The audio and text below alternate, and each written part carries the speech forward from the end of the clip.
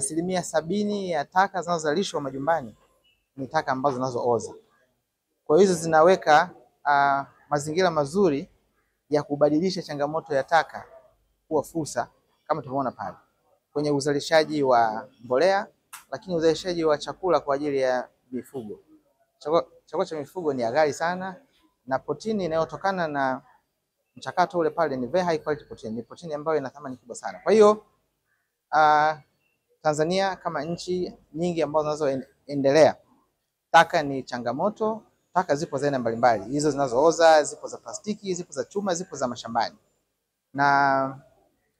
na kimsingi tunatakiwa kama jamii, lakini ikiongozwa na serikali, kubadilisha mfumo na mtizamo wa namna ya kugeuza taka baada ya kuwa changamoto iweze kuwa fursa.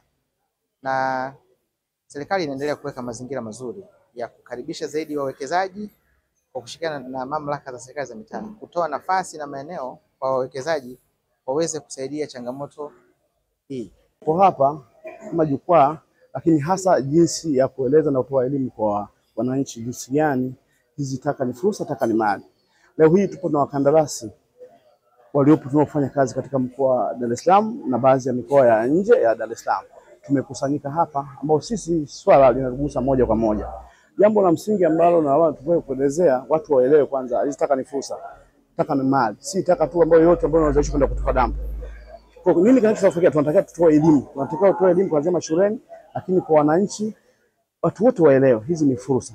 Taka sasa ni biashara, lakini kwa kiwango kikubwa swala la taka linasaidia kwenye usafishaji wa mazingira moja kwa moja, kwa sababu taka ambazo zinaenea na kama zinafanywa urejelezwaji, yaani kufanya recycling, zinapunguza kwa kiasi kikubwa ile hewa ambayo inaenda, hewa ya sumu inaenda kwenye, sumu inaenda kwenye hewa pamoja na ardhi yetu ambayo inaenda kuhusika kwenye maji.